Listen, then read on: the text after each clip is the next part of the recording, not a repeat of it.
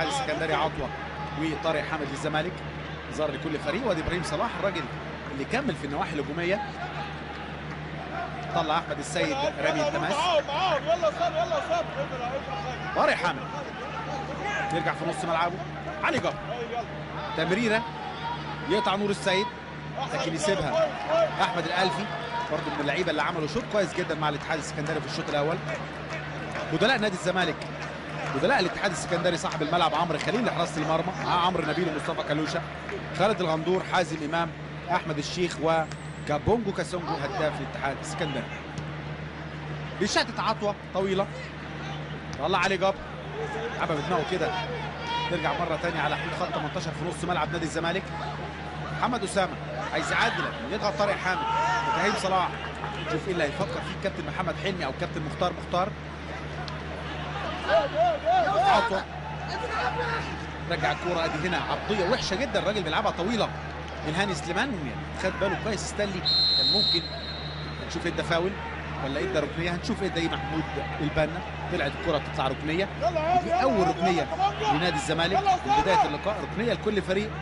تعادلات في النتيجه 0-0، تعادلات في الانذارات كل فريق واخد انذار، والركنيات اول ركنيه لنادي الزمالك هيلعبها شيكابالا. يلا كمان قرب قرب، يلا عطوه. لكن من البدايه كانت خطا طبعا من هاني سليمان، ايوه ستانلي يستفاد منها.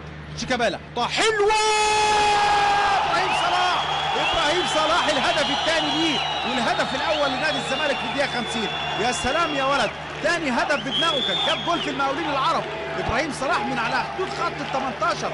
ابراهيم صلاح تتذكروا حضراتكم معايا في مباراه المقاولين لما جاب جول حلو جدا ابراهيم صلاح، وادي الهدف الثاني ليه مع نادي الزمالك، والهدف الاول ليه النهارده ابراهيم صلاح. ابراهيم صلاح لكن الركنيه معموله ايه؟ معموله يعني قويه جدا من شيكابالا، اي حد حلوه ابراهيم صلاح يتقدم نادي الزمالك في الدقيقه 50. حلوه عشان المباراه تحلاوي.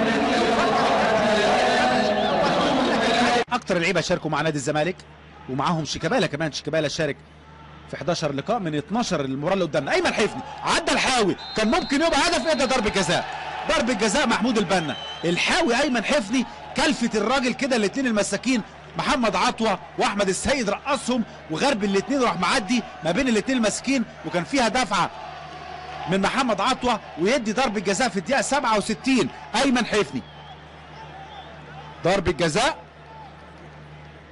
هنشوف مين هيلعبها.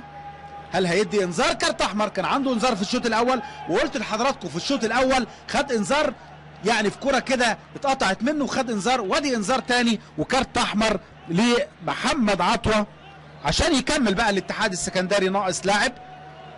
ادي هنا ابتعاد مره تانيه، الراجل عدى لكن في العدد بان من بدري شويه. خد انذار في الدقيقه 66 محمد عطوه، الانذار الثاني. يمكن قلنا الكلام ده في الشوط الاول، اي مساك يعني بدري كده في الشوط الاول بياخد انذار، وكان خد انذار في الدقيقه 31 يعني بعد نص ساعه من بدايه الشوط الاول. ادي هنا الماسكه وباينه هنا بقى من الحته دي بانت كويس قوي، الراجل ماسك تيشيرت ايمن حفني وكان واقف ورا الكره محمود البنا، يعني لما اتعادت كده قرار سليم 100% من محمود البنا. هنشوف مين اللي هيلعب. باسم مرسي اللي احرز ضربه جزاء قبل كده من 4 ضربات جزاء لنادي الزمالك، كان احرز ضربه جزاء في مباراه الداخليه، كان جالهم 4 ضربات جزاء. كان شيكابالا احرز ضربه جزاء في مباراه طنطا وباسم مرسي في مباراه الداخليه، وضيعوا لو تتذكروا ستانلي وايمن حفني في مباراه النصر التعدين. باسم مرسي والهاني سليمان، باسم